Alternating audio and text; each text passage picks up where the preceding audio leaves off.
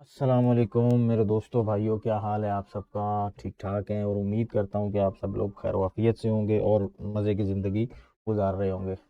और अल्लाह ताला से दुआ गो हूँ कि अल्लाह ताला आपको अपने हिफ्ज़ अमान में रखे और सेहत वाली लंबी ज़िंदगी अता फरमाए। तो जनाब, आज का हमारा जो टॉपिक होगा वो होगा गवर्नमेंट जॉब जो गंगाराम हॉस्पिटल में आई हैं उसके मुतल्लिक आपको आगाही देना है कि उसमें कौन लोग अप्लाई कर सकते हैं और उसमें क्या तरीक़ेकार है उसको अप्लाई करने का, और टेस्ट या इंटरव्यू वगैरह का क्या प्रोसीजर होगा।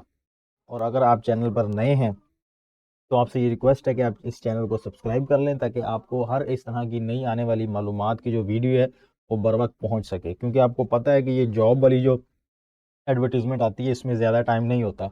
मैक्सिमम 1 या 2 या 3 हफ्ते, इससे ज़्यादा का टाइम नहीं होता। तो अगर आपने चैनल को सब्सक्राइब किया होगा तो उसका फ़ायदा ये होगा कि जो भी नई एडवर्टीज़मेंट आई होगी तो वो आपको पास बर वक्त पहुंच जाएगी, तो आपको जो है ना वो उसमें अप्लाई करने में आसानी होगी। तो जनाब, टाइम को ज़ाया किए बगैर हम चलते हैं अपनी वीडियो की तरफ, अपने टॉपिक की तरफ। तो ये बेसिकली आए हैं दो एड्स, दो सेपरेट सेपरेट ऐड आई हैं, एक ही न्यूज़पेपर में ऐड आई हैं। पहले हम एक ऐड को देखेंगे फिर दूसरी ऐड को देखेंगे। तो चलते हैं अपनी वीडियो की तरफ। हॉस्पिटल है ये जो पहली ऐड आई है उसमें क्या कह रहा है, कौन कौन सी पोस्ट आई हैं ये जी। Mother and child block sir Gangaram hospital है ये, क्वीन रोड पर, सब जानते हैं आप लोग कहाँ पे है ये। उसमें आई है applicants are invited for appointment on the contract basis. पहली लाइन में कह रहा है ये कॉन्ट्रैक्ट बेस पे होगी, लेकिन चले कॉन्ट्रैक्ट बेस पे भी है तो सरकारी नौकरी ना, तो ये परमानेंट भी हो जाती है। अब इसमें क्या क्या रिक्वायर है वो सारे आगे रूल लिखे हुए हैं कि कौन किस किस रूल के मुताबिक हम ये अपॉइंटमेंट कर रहे हैं। सबसे सीरियल नंबर 1 है जूनियर टेक्नीशियन पैथोलॉजी टेक्नोलॉजी। ये जिन्होंने वो डिप्लोमा वगैरह किए होते हैं उनके लिए, ये उनको पता है कि ये कौन सी फील्ड है। उसमें 25 साल तक है और 5 साल तक की एज रिलैक्सेशन इसके अलावा, ये मतलब 30 साल तक का कैंडिडेट इसमें अप्लाई कर सकता है। टोटल 5 पोस्ट हैं इसकी। आगे क्वालिफिकेशन में कह रहा है कि FSc second division from a recognized board having 1 or 2 year diploma in the relevant discipline of allied health duly recognized by Punjab medical faculty. ये डिप्लोमे होते हैं मुख्तलिफ शोबों में, मुख्तलिफ फील्ड्स में। वो जिन लोगों ने ये रिलेटेड डिप्लोमा किया होगा वो लोग इसमें अप्लाई करने के एलिजिबल होंगे। इफ़ नन इज़ अवेलेबल, वो कहते हैं कि अगर हमें जो एप्लीकेशन आई हैं वो हमारे रिलेटेड नहीं है, मतलब जो उनके पास एप्लीकेशन आई है उसमें से कोई भी इसके मुताबिक नहीं है, तो इसका मतलब कि एक एक एज पॉइंट हमें मिल गया कि if none is available then candidate having qualification of matric with the science from a recognized board along with 1 or 2 year diploma in the relevant discipline of allied health। वो कह रहा है अगर FSc वाला कैंडिडेट नहीं है तो matric वाला भी इसमें अप्लाई कर सकता है। हम पहले प्रेफर करेंगे एफएससी वालों को कि एफएससी कैंडिडेट विद डिप्लोमा उसको हम मेरिट लिस्ट में लाएंगे। अगर हमें वो ना लोग मिले तो फिर हम मैट्रिक वालों की एप्लीकेशन को कंसिडर करेंगे। तो कहने का मतलब ये है कि मैट्रिक वाले भी इसमें अप्लाई कर दें। नंबर 2 पे भी जूनियर टेक्नीशियन फार्मेसी टेक्नोलॉजी, उसकी 17 पोस्ट है। अब वो भी इसी तरह होगा कि एफएससी विद डिप्लोमा या matric with diploma. Junior technician surgical technology, इसकी भी 13 सीट्स है, ये भी सेम एफएससी डिप्लोमा या मैट्रिक डिप्लोमा। तो मतलब मैट्रिक वाले भी अप्लाई करें और जिनकी एफएससी है वो तो करें ही करें। उसके बाद आ रही है आया की पोस्ट। ये अब मुझे पता है आपसे रिलेटेड नहीं होगा, लेकिन आप अपने इर्द गिर्द देखें जो खवातीन ऐसी हैं जो काम ढूंढ रही हैं, जो काम करना चाहती हैं। इसमें क्वालिफिकेशन भी इन्होंने कितनी मांगी है, मिडिल क्लास सर्टिफिकेट। लोगों तक ये मालूमात पहुंचाएं कि जो ये ऐसी खवातीन हैं आपके एरिया में, आपके इर्द गिर्द जो काम करना चाहती हैं, तो उन तक ये मालूमात पहुंचाएं ताकि वो अपनी एक एप्लीकेशन बनाकर सादा से कागज़ के ऊपर लिख कर अखबार का हवाला दें, एडवर्टीजमेंट का हवाला दें, अपना नाम पता एड्रेस सारा कुछ लिख कर एप्लीकेशन वहाँ पे जमा करवाएं। उन लोगों का रोज़गार लग जाएगा और आपको जो है ना वो मुफ्त की जो है ना वो दुआएं मिलेंगी। आगे आ रहा है स्ट्रेचर बियरर, इसकी 25 पोस्ट हैं। मतलब ये आप कह लें कि जो स्ट्रेचर को ले जाने आने वाले, जो डॉक्टर के साथ मरीजों की हेल्प वगैरह करने वाले लोग होते हैं, ये वो लोग हैं। तो इसमें भी क्या कह रहा है, प्राइमरी पास सही है कि आप इसको अप्लाई करवाएं, अपने इर्द गिर्द अपने दोस्तों को, यारों को बताएं, अगर उनके कोई ऐसे हैं लोग वगैरह जानने वाले तो वो इसमें अप्लाई करें और ये एक अच्छा मौका है उनके लिए। अब आगे मज़ीद इसकी डिटेल में आप देख लें कि पंजाब के लोग इसमें अप्लाई कर सकते हैं कि जिनका वो जो है वो डोमिसाइल वो पंजाब का हो। अपॉइंटमेंट जो है वो कॉन्ट्रैक्ट बेस पे होंगी।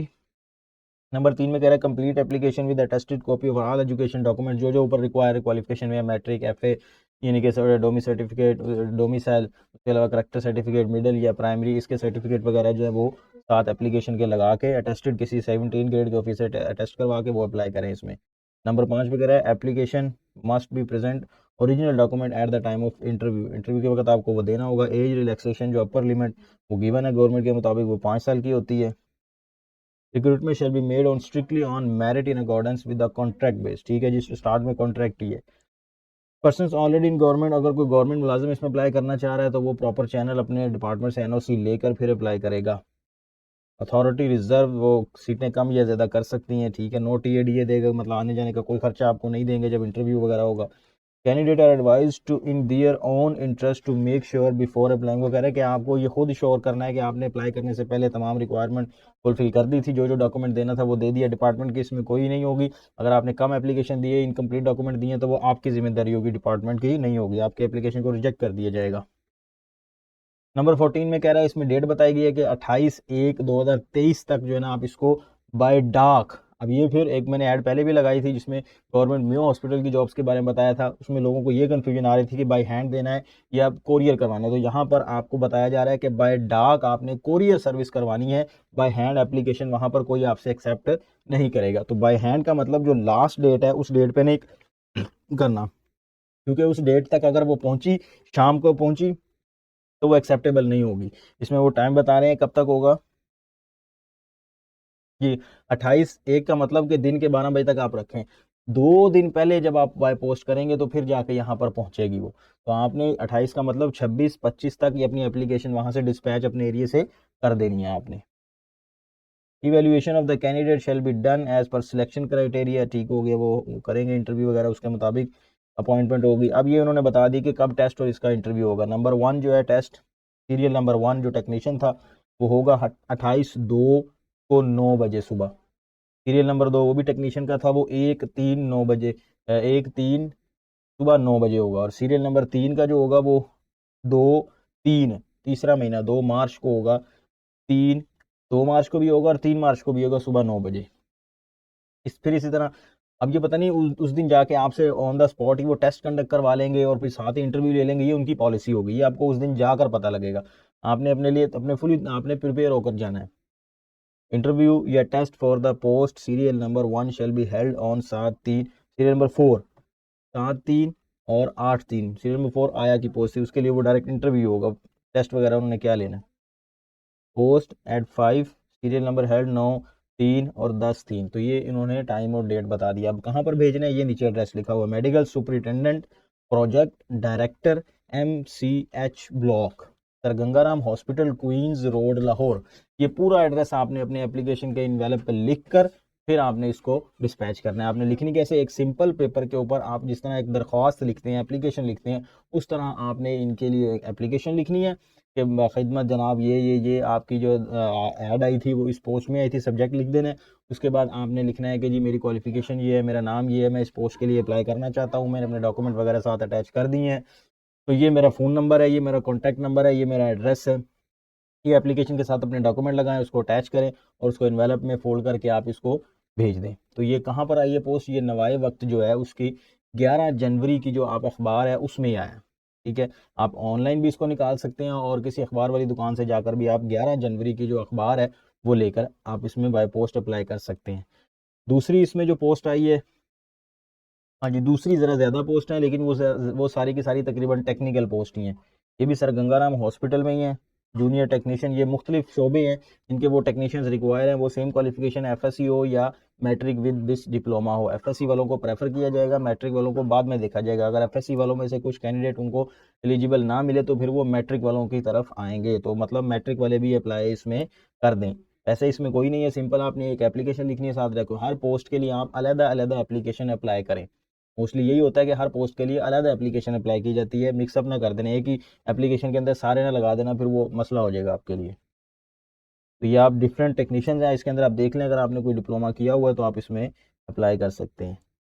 वर्कशॉप टेक्नीशियन ये एक ही पोस्ट है। उसके बाद सीनियर मैकेनिक्स ये भी एक ही पोस्ट है। उसके बाद फिर टाइपिस्ट आ रहा है, ये भी एक ही पोस्ट है। इसमें मैट्रिक और equivalent qualification from the recognized board preference shall be given to the computer literate person. जिन्होंने कंप्यूटर वगैरह में ऑफिस में कोई डिप्लोमा वगैरह किया होगा प्राइवेट किसी भी इदारे से 2-3 माह के आजकल जो करवाते हैं इदारे, तो वो उनको ज़्यादा प्रेफर किया जाएगा। टाइपिंग स्पीड आपकी होनी चाहिए। टाइपिंग स्पीड जो गवर्नमेंट में ली जाती है वो नॉर्मली 30 वर्ड्स पर मिनट ली जाती है, लेकिन इसमें इन्होंने मेंशन नहीं किया। लेकिन आपकी स्पीड जितनी ज़्यादा होगी उतना आपको प्रेफर किया जाएगा। ये कॉन्ट्रैक्ट बेस पे जॉब है, पहले मैं बता चुका हूँ। बाकी अब इनकी टर्म एंड कंडीशन वही है सारी जो हमने अभी पढ़ी हैं, और इनका आगे टेस्ट डेट और इंटरव्यू ये नीचे मेंशन है। ठीक हो गया। इसको अगर आपने ऐड, यहाँ तो मैं आपको सिर्फ ओवर भी दे रहा हूँ, अगर आप इसका ऐड निकाल कर पढ़ेंगे तो आपको ज़्यादा क्लियर हो जाएगा। ऐड कहाँ पर आई है? नवाए वक्त 11 जनवरी का जो अखबार है उसके अंदर ये दोनों एड्स मौजूद हैं। ये इंटरव्यू और टेस्ट की डेट यहाँ पर मेंशन है कि सीरियल नंबर 1 2 3 4 का टेस्ट और इंटरव्यू कब लिया जाएगा। 27/2 से इनके इंटरव्यू स्टार्ट हो रहे हैं, और इसकी लास्ट डेट क्या है? 28/1/2023। बाय डाक आपने अप्लाई करना है हर पोस्ट के लिए। अगर आप एलिजिबल हैं तो आपने अलग-अलग एप्लीकेशन इनवेलप बनाकर अलग-अलग बाय पोस्ट आपने भेजने हैं। के अलावा डिफरेंट पोस्ट के जो इंटरव्यूज़ हैं वो डिफरेंट डेट 28/2 को है, फिर 28/2 को है। ठीक है, वो अलग-अलग ब्लॉक्स में होंगे 1-3। तो मतलब ये आप अखबार जब ले लेंगे आपको क्लियर हो जाएगा कि कौन सी मेरी जॉब है, उसके मुताबिक कब टेस्ट होगा। तो ये एक छोटी सी इन्फॉर्मेशन थी जो मैं चाह रहा था कि आपसे शेयर करूं। अगर आपके आगे भी दोस्त वगैरह जानने वाले हैं, कोई भाई बहन है, तो उन तक आप ये एप्लीकेशन पहुंचाएं, ताकि अगर किसी का कोई रोज़गार लगता है, किसी का कोई भला होता है, तो वो आपको जो है ना दुआएं देगा। तो मुझे भी आप अपनी दुआओं में याद रखिएगा। इसके साथ ही मुझे इजाज़त दीजिए, अपना ख्याल रखिएगा। अल्लाह हाफ़िज़।